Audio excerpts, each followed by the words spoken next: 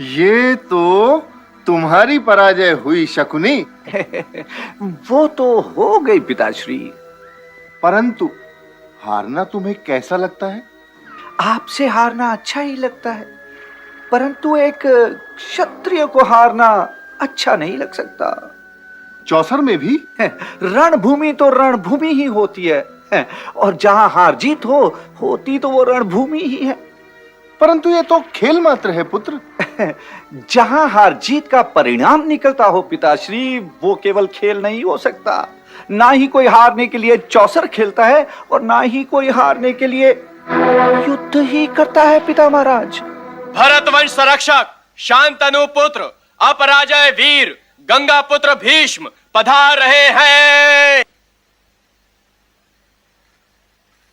स्वागतम गंगा पुत्र भीष्म, स्वागतम। पुत्र, इन्हें प्रणाम करो। इनके चरण स्पर्श करना गंगा स्नान के समान है। प्रणाम। चिरंजीवी रहो वत्स। मेरा पुत्र शकुनी, आइए पधारिए।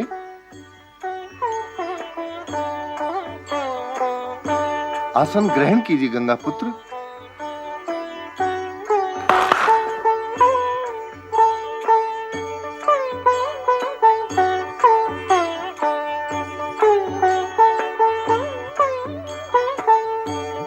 ये गांधारी अनारों का रस है गंगा पुत्र। गंगा जल के अतिरिक्त ऐसी मिठास कहीं और संभव नहीं।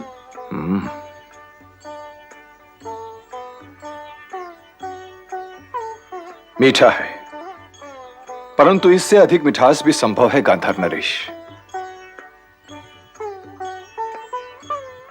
आप बुरा न मानिए गांधार नरेश, मेरे लिए इन अनारों के रस से कहीं अधिक मिठास आपकी उस हां में होगी जो यदि आपने मेरी प्रार्थना सुनकर की। पहेलियां ना बुझाइए गंगा पुत्र। मैं कुरु राजकुमार धृतराष्ट्र के लिए राजकुमारी गांधारी का हाथ मांगने आया हूं नरेश। मेरी बहन का हाथ आपने पांडु के लिए क्यों नहीं मांगा गंगा पुत्र? उसके लिए वो अंधाई क्यों सोचा? शकुनी, क्षमा चाहता हूं पिताश्री। आप मेरी चंद्रमुखी पुत्री को हस्तिनापुर के चंद्रवंशियों में ले जाने के लिए आए हैं, परंतु गंगा पुत्र, आपका ध्यान इस ओर तो जाना चाहिए था कि राजकुमार धृतराष्ट्र नेत्रहीन हैं। उनके जीवन में गंधार देश का ये चंद्रमा निकला तो क्या और ना निकला तो क्या, उनका जीवन तो सदैव अंधकार में ही बंधा रहेगा। ऐसा न कहिए पिताश्री। परंपरा अनुसार वरमाला मेरे हाथों में है। ये निर्णय लेना मेरा अधिकार है कि मेरा विवाह किससे होगा। क्या आप मुझसे मेरा वो अधिकार भी छीन लेना चाहते हैं? गांधारी, मैं अपने पिता गंधार नरेश, अपने भाई राजकुमार शकुनी, तात श्री भीष्म और शंकर भगवान को साक्षी मानकर राजकुमार धृतराष्ट्र को अपना वर चुनती हूं। गांधारी पुत्री, अभी मेरी बात पूरी नहीं हुई है पिताश्री। गुरु राजकुमार धृतराष्ट्र को अपना पति मानना गौरव की बात है, सौभाग्य की बात है। सौभाग्य की बात इसलिए है कि यदि मेरा सौंदर्य चला भी जाए तब भी मेरे लिए वैवाहिक जीवन में कोई उथल पुथल नहीं होगी, क्योंकि गुरु राजकुमार धृतराष्ट्र मुझे मेरे शारीरिक सौंदर्य के आधार पर स्वीकार नहीं कर रहे हैं ताजश्री।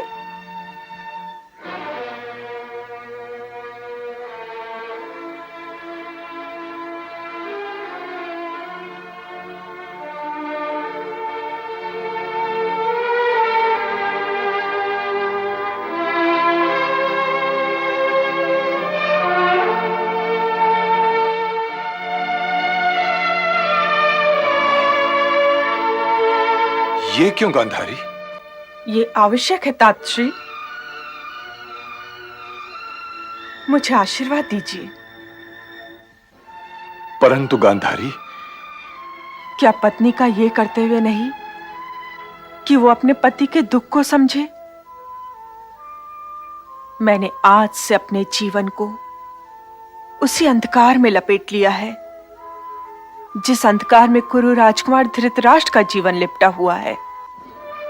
मैं इस प्रकाश को, इस जीते जागते पृथ्वीलोक को क्यों देखूं, जिसका वे अनुभव नहीं कर सकते। पत्नी की भाग्य रेखा को तो पति की भाग्य रेखा से ही निकलना चाहिए ना ताजश्री। धन्य हो। सौभाग्यवती भव, शतपुत्रवती भव। परंतु यह प्रतिज्ञा भी भीष्म है गांधारी।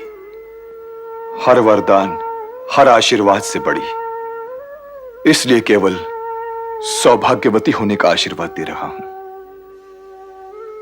यदि तुम्हारी यही इच्छा है पुत्री, तो मेरा आशीर्वाद भी लेती जाओ।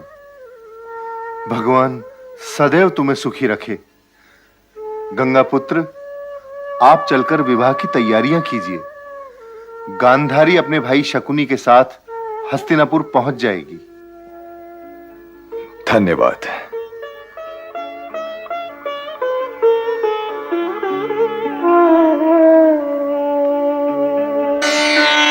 अंबिकानंदन महाराज धृतराष्ट्र की जय, महारानी गांधारी की जय, महाराज धृतराष्ट्र की जय, महारानी गांधारी की जय, महाराज धृतराष्ट्र की जय, महारानी गांधारी की जय, महाराज धृतराष्ट्र की जय, महारानी गांधारी की जय, महाराज धृतराष्ट्र की जय, महारानी गांधारी की जय।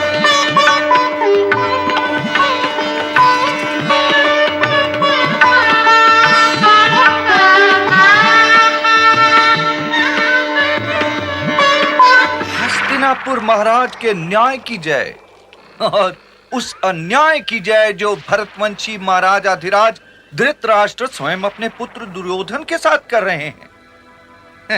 महाराज का नाम तो भारतवर्ष के इतिहास में रुपहले सुनहरे अक्षरों में लिखा जाएगा, परंतु मैं अपने भांजे और गांधारी पुत्र दुर्योधन के साथ यह अन्याय नहीं होने दूंगा। तो मैं क्या करूं? क्या कुंती से यह कह दूं कि वो पांडु पुत्रों को लेकर वापस वन में चली जाए? नहीं, मैंने ये कब कहा? भाई के अनाथ बच्चों की देखरेख तो करनी ही पड़ेगी, परंतु स्वर्गीय पांडु का वो भवन उन्हें देने की कोई आवश्यकता नहीं थी। वो भवन उन्हें देकर ठीक राजभवन में आपने उनके लिए उच्चाकांक्षाओं के बीज बो दिए। इसी भवन में कुंती पटरानी बनकर आई थी भ्राताश्री। अपने स्नेह की गंगा के घाट पे स्नान करने की आज्ञा देने से पहले आपको अपने पुत्र दुर्योधन के विषय में तो विचार कर लेना चाहिए था। हस्तिनापुर के भविष्य की रक्षा तो भीष्म जी कर ही रहे, परंतु अपने पुत्र के भविष्य की रक्षा तो आप ही को करनी पड़ेगी ना, क्योंकि वो तो अभी बच्चा है ना। और फिर तनिक ये भी तो सोचिए जीजाश्री कि वे पांडु पुत्र जो अब तक हिमालय के स्वच्छ वातावरण और ऋषि मुनियों के सत्संग में रहे हैं, उनका जी भला राजभवन की भीड़ भाड़ में कैसे लगता? वे तो यहाँ संतुष्ट और सुखी रह ही नहीं सकते। वन में उड़ान भरने वाले पंछी के लिए तो राजभवन पिंजरे के समान हुआ ना। गांधारी से तो कुंती ने यही कहा है कि उन्हें यहाँ हर प्रकार का सुख मिल रहा है। गांधारी की तो आपने भली कही, उसे विचार करना और ऊंच नीच देखना तो आता ही नहीं।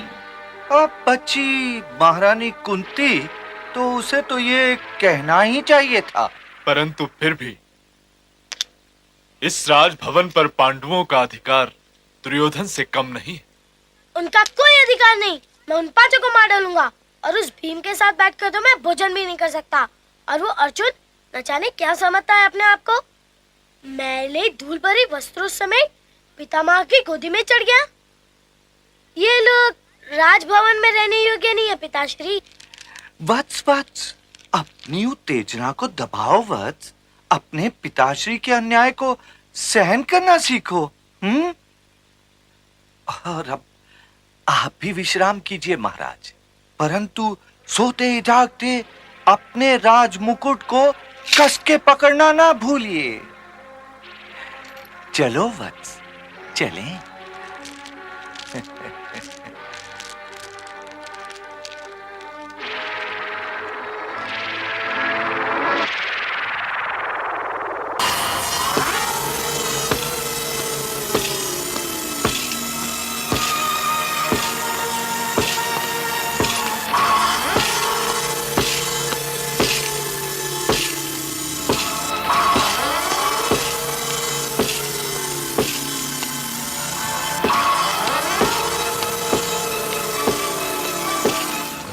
हस्तिनापुर के होने वाले नरेश को यूं आतुरता दिखलाना शोभा नहीं देता दुर्योधन। राजनीति का पहला नियम यह है कि राजा के मन की अवस्था का तो उसके अतिरिक्त किसी और को ज्ञान ही नहीं होना चाहिए। और तुम्हारा मुखमंडल तो एक भोजपत्र की भांति कोई भी पढ़ सकता है। मामाश्री, आप जो कहते हैं मैं केवल वही कहता हूं और करता हूं, परंतु फल स्वरूप तो अब तक इसके अतिरिक्त कुछ हाथ नहीं लगा कि राजकीय कोष लगभग रिक्त होने को है और युधिष्ठिर की लोकप्रियता में कोई अपक्ष दिखाई नहीं देता। दिखाई देगा, प्राणों से प्रिय दुर्योधन दिखाई देगा। मैंने पुरोचन जी को इस शुभ कार्य में लगा दिया है। पुरोचन? वो बूढ़ा वास्तुशिल्पी? वो क्या कर सकता है? पुरोचन जी वो कार्य कर सकते हैं जो एक पूरी सेना नहीं कर सकती भांजे। वारणावत में तो शिव समारोह हो ही रहा है ना? जी हाँ, और मैं उसमें जा भी रहा हूं। नहीं, इस वर्ष वहां युवराज युधिष्ठिर ही जाएंगे।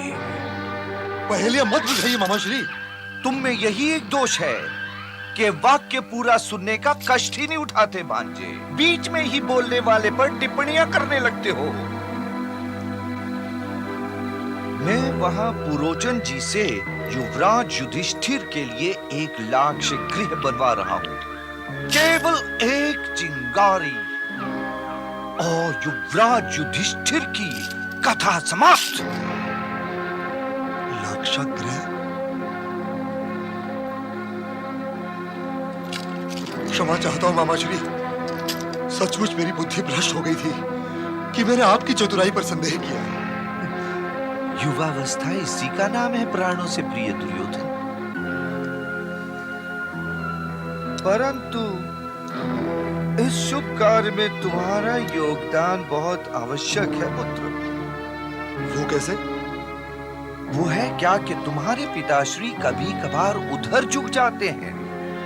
वो अपने अनुज पांडु के पुत्रों को हानि पहुंचाए बिना तुम्हें हस्तिनापुर नरेश बनाना चाहते हैं और ये मानने को तैयार ही नहीं कि ये संभव है ही नहीं। तुम्हारा कार्य है उन्हें समझाना कि इस वर्ष वारणावत समारोह में तुम्हारे स्थान पर वो युवराज युधिष्ठिर को यदि भेज दें तो तुम प्रसन्न होगे, और यदि तुम इस कार्य में सफल हो गए भांजे तो समझो कि तुम्हारे तलवे से युधिष्ठिर का कांटा सदा सदा के लिए निकल गया और जीत अवश्य हमारी।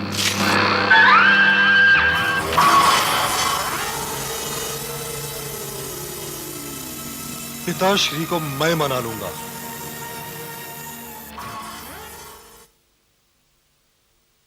प्रिय दुर्योधन, क्या तुम मुझसे कुछ कहना चाहते हो वत्स? कह दो दुर्योधन, घबराओ नहीं, डरो नहीं, कह दो। देखिए पिताश्री, आप मेरा एक निवेदन सुनिए। आपने मुझे दिया हुआ अपना वो वचन टूट जाने दिया कि आप मुझी को युवराज बनाएंगे। मैं चुप रहा। आपने युधिष्ठिर को युवराज बन जाने दिया, मैं उस पर भी चुप रहा। और मेरे कहने से मेरे और भाइयों को तो छोड़िए, मेरा प्रिय अनुज दुशासन तक चुप रहा। परंतु अब हमारे चुप रह जाने की सीमा यहीं पर समाप्त होती है। मेरा प्रिय दुर्योधन सत्य कह रहा है महाराज। परंतु तुम्हारा प्रिय दुर्योधन कह क्या रहा है भ्राता शकुनी? मैं ये कह रहा हूं पिताश्री कि आप तो राजभवन से निकलते नहीं, और हमने आपको बहुत कुछ इसलिए नहीं बताया क्योंकि हम आपकी चिंता को बढ़ाना नहीं चाहते। परंतु ऐसा क्या अनर्थ हो गया है पुत्र? अनर्थ ये हो गया है जीजाश्री कि युधिष्ठिर ने सारी जन समुदाय का हृदय जीत लिया है। ये जानकर तो सभी को प्रसन्न होना चाहिए गंधार कुमार। ये जानकर ना तो मुझे प्रसन्न होना चाहिए जीजाश्री और ना आपको। वो क्यों? वो इसलिए पिताश्री कि युधिष्ठिर की लोकप्रियता का केवल एक अर्थ है, उसके तुणीर में उसकी लोकप्रियता का एक बाण आ गया है और वो निसंदेह उस बाण को आप ही की ओर चलाएगा। परंतु क्यों वत्स, क्यों? वो इसलिए महाराज कि वो राजगद्दी पर बैठने के लिए व्याकुल हैं। ये राजगद्दी भी अजीब वस्तु है, बड़े बड़े राष्ट्र भक्तों और पितृभक्तों को डिगा देती है। भगवान की कृपा से आप अभी स्वस्थ हैं। आशा है कि बहुत दिनों जीवित रहेंगे, तो आपके ना रहने की प्रतीक्षा करने से तो कहीं अच्छा रहेगा कि जन समुदाय और राज्य सभा के सम्मानित सदस्य आप पर दबाव डाले महाराज कि आप कुंती पुत्र युधिष्ठिर के पक्ष में सिंहासन से हट जाएं, क्योंकि वैसे भी तो आप पांडु के प्रतिनिधि के रूप में राज्य कर रहे हैं। अब आपके पास तो इस तर्क का कोई काट होगा, मेरे पास तो नहीं है जीजाश्री। परंतु मेरा युधिष्ठिर ऐसा नहीं कर सकता। ये कार्य आपका युधिष्ठिर स्वयं थोड़ी करेगा, ये कार्य उसकी ओर से करेंगे हस्तिनापुर के लोग। ये कार्य करेंगे वो राजा महाराजा जो स्वर्गीय पांडु के मित्र थे। आपको याद नहीं, जब युवराज का चुनाव चल रहा था तो आप ही के सेनापति ने किसका पक्ष लिया था? और 100 बातों की एक बात यह है पिताश्री कि मुझे युधिष्ठिर का अधीन बनकर जीना स्वीकार नहीं है। यदि शीघ्र ही आपने उनका कोई उपाय नहीं किया तो मैं प्रण करता हूं कि मैं आत्महत्या कर लूंगा। ये तुम क्या कह रहे हो पुत्र? तो मैं और क्या करूं पिताश्री, मैं आपको आदेश तो नहीं दे सकता ना।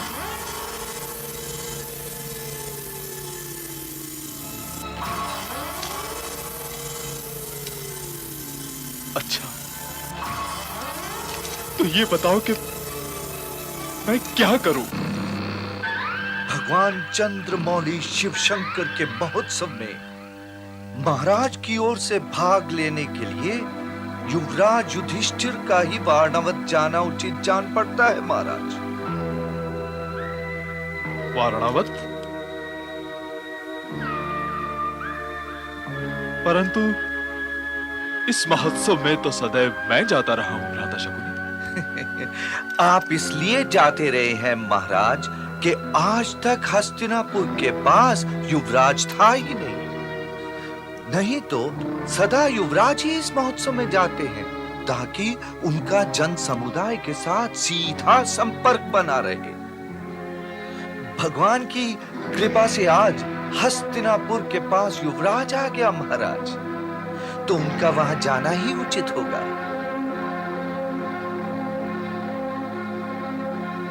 परंतु भ्राता शकुनी, कभी कभार प्रश्न ना करना भी राजनीति है। आप तो जानते हैं कि शकुनी सदैव आपके और आपके परिवार के हित की ही बात करता है जीजा महाराज। आप ही पर तो मुझे विश्वास है।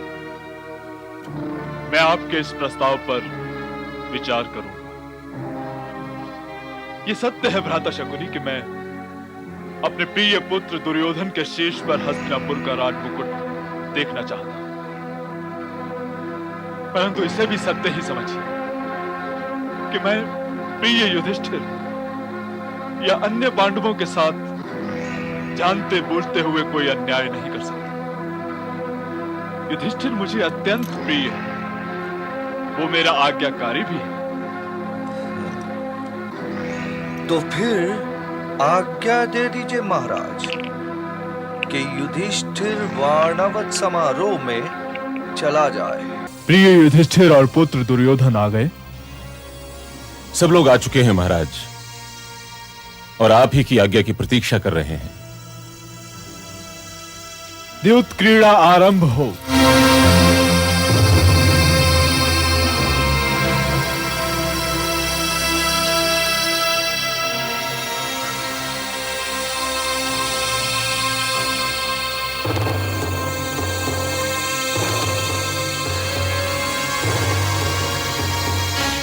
द्यूत क्रीड़ा आरंभ हो ज्येष्ठ भ्राताश्री।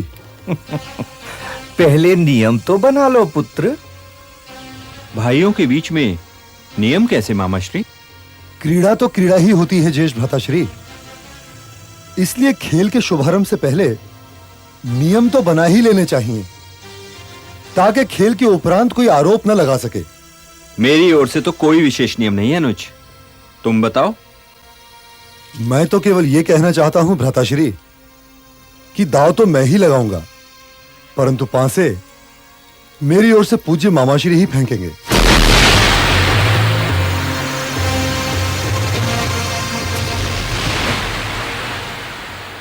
वो क्यों?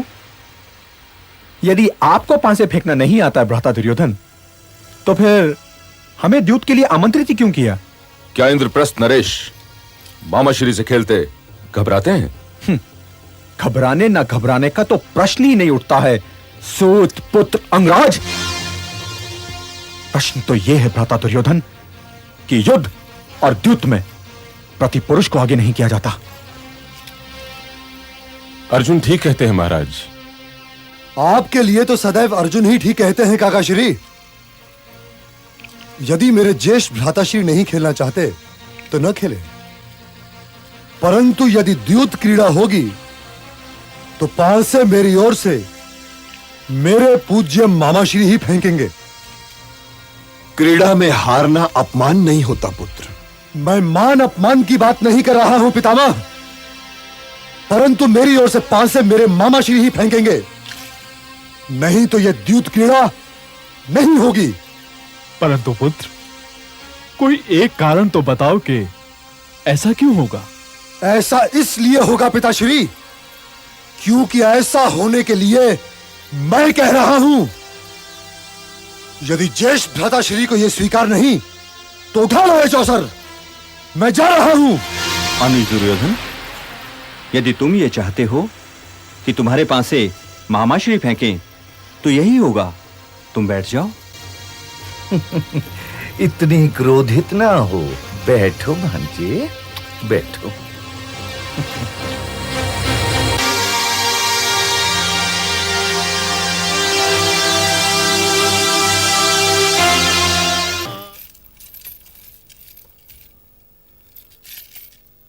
तुम इतने चिंतित क्यों लग रहे हो दुशासन?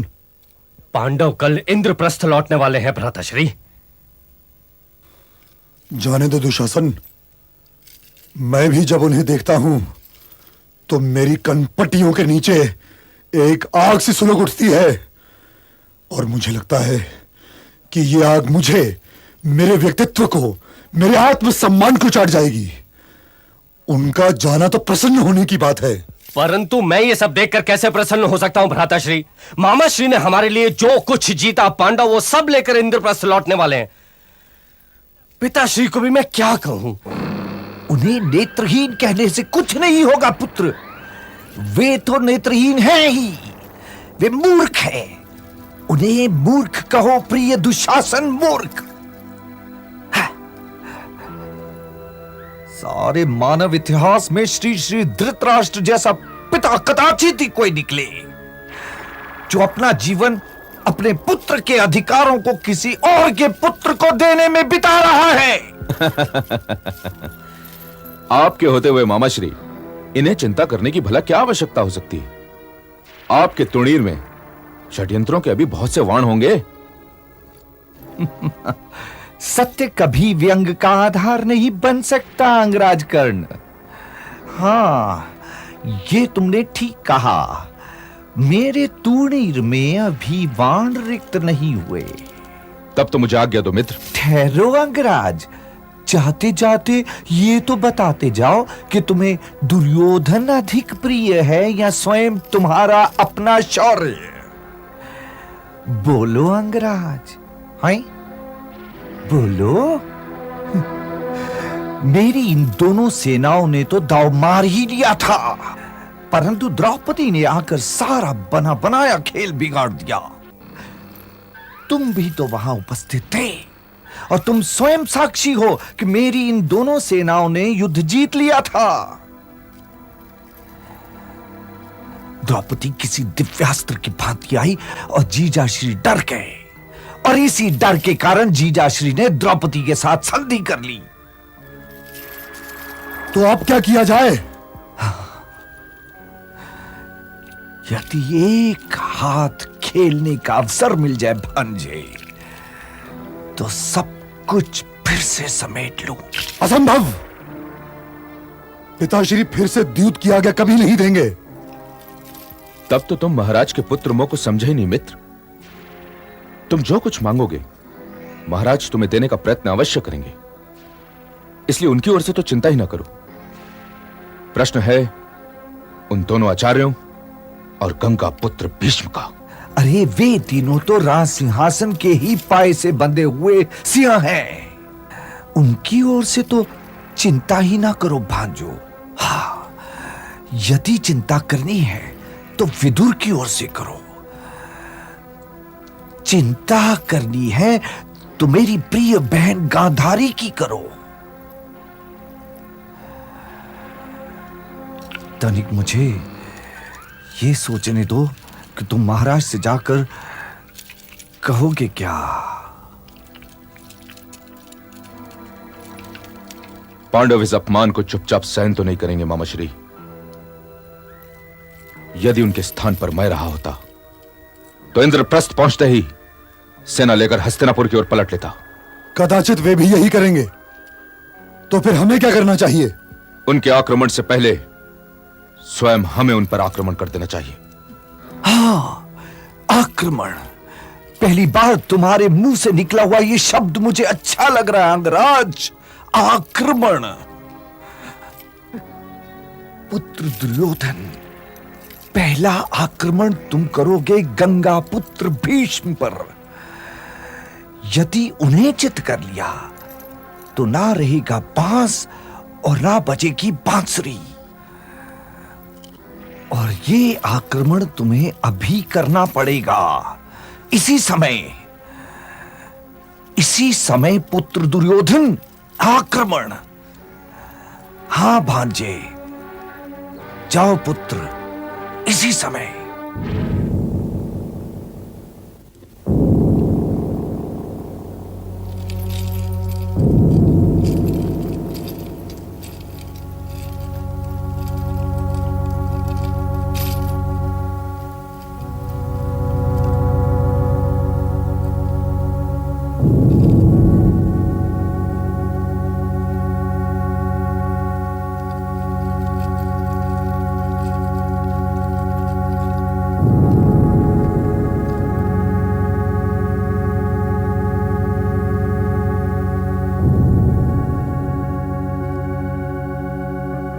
मित्र, इतनी रात गए कैसे आना हुआ मित्र? क्या मित्र के निवास पर समय देखकर जाया जाता है? मैं तो बहुत पहले आ गया होता मित्र, परंतु अपने क्रोध की अग्नि को ठंडा करने के पश्चात ही आना चाहता था। मैं तुमसे क्षमा चाहता हूं। काहे के लिए? आज राज्यसभा में पितामह ने जो तुम्हारा अपमान किया उसके लिए। यदि किसी सूत पुत्र को सूत पुत्र कह दिया जाए तो इसमें अपमान कैसा? अपमान तो उन्होंने तुम्हारा और दुशासन का किया है, परंतु वो तुम्हारे पितामह हैं। तुम लोगों से कुछ भी कह सकते हैं, पर वो मेरे विषय में एक बात याद रखना भूल गए कि विराट युद्ध में मेरे 13 वानों ने उनके प्रिय गांडीवधारी अर्जुन को भी भेद कर रख दिया था। किंतु उन्हें केवल मेरे घाव दिखाई दिए। अर्जुन से द्वंद्व युद्ध तो मेरा अब होगा और इतिहास साक्षी होगा, और वही आने वाले युगों को बताएगा कि तुम्हारा मित्र कर्ण क्या था और कैसा था। इसलिए तुम मेरी चिंता न करो मित्र।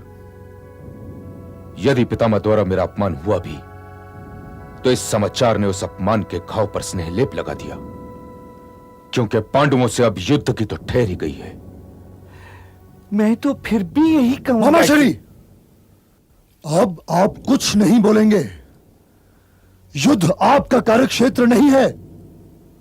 आपके षड्यंत्रों के कारण हम लोग भरतवंश के इतिहास को मुंह दिखाने के योग्य नहीं रहे। युद्ध का निर्णय लिया जा चुका है और मैं योद्धाओं की भांति चैन से सो सकूंगा। अरे मैं तो युद्ध को इसलिए टाल रहा था भांजे कि पांडवों को हराने का केवल एक उपाय है, परंतु तुम वो उपाय नहीं करोगे वो उपाय, क्योंकि तुम्हारा अहंकार तुम्हें किसी के आगे हाथ फैलाने की आज्ञा ही नहीं देता। मैं किसी के आगे हाथ नहीं फैलाऊंगा। जीजा श्री ने ठीक ही कहा था कि पराजय तुम्हारे दुर्भाग्य में है, और ये दुर्भाग्य तुम्हें स्वीकार करना ही पड़ेगा। आप किसके आगे हाथ फैलाने को कह रहे हैं मामाश्री?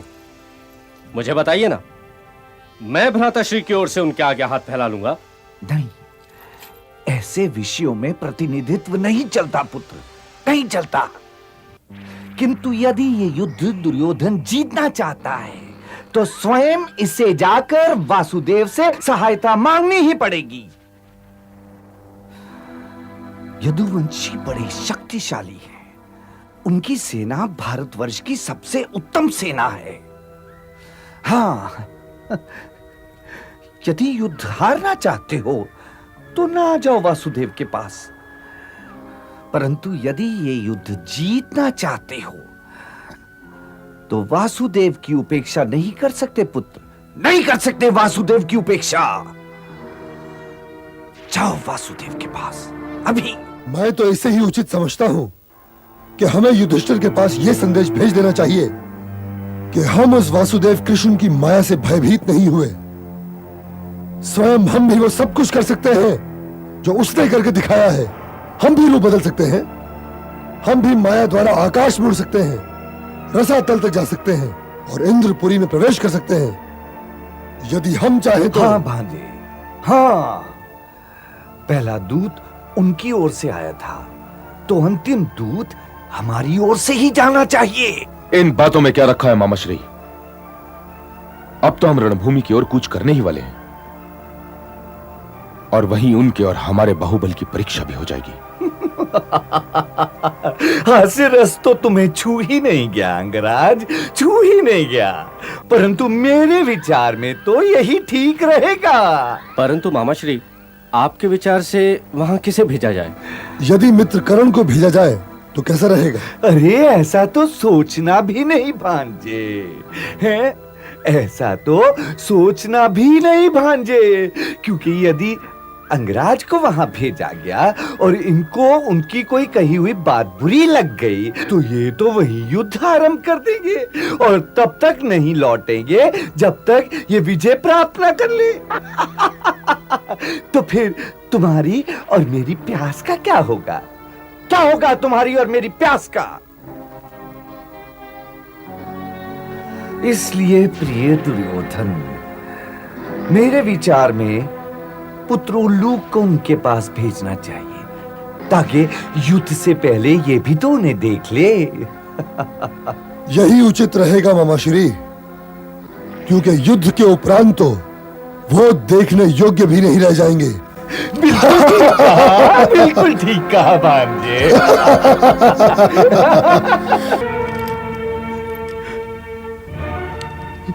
राधे, राधे,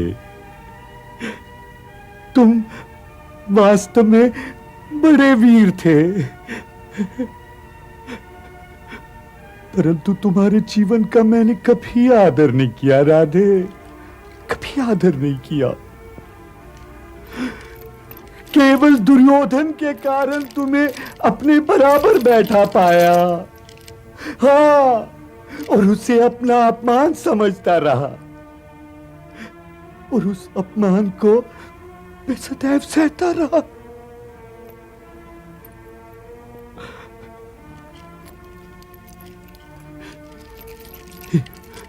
हे सूत पुत्र, हे राधे, हे अंगराज, वीर गति को प्राप्त होने की तुम्हारी इस अनोखी शैली ने तुम्हें आदरणीय बना दिया है अंगराज। हे महारथी, हे दानवीर कर्ण, मैं कंधार नरेश शकुनी तुम्हें शत शत प्रणाम करता हूं। सावधान धर्मराज युधिष्ठिर, सावधान प्रधान सेनापति।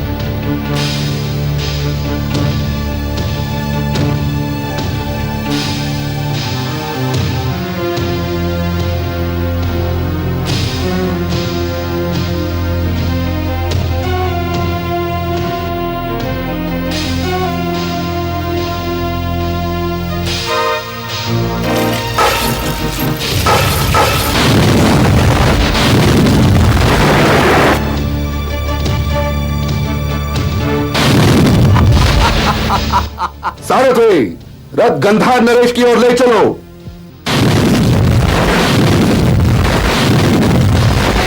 गंधार नरेश, सावधान। भांजे सहदेव, ये पांडवों ने किससे सावधान करना सीख लिया भला? हाँ, ये तो वीरों की परंपरा है भांजे। यह युद्ध क्रीड़ा भवन नहीं है गंधार नरेश, यह रणभूमि है। यहां पासे नहीं, वहां चलते हैं। कपट तो फिर कपट होता है ना भांजे, चाहे वो झूठ क्रीड़ा ग्रह हो या फिर रणभूमि। संभाल भांजे।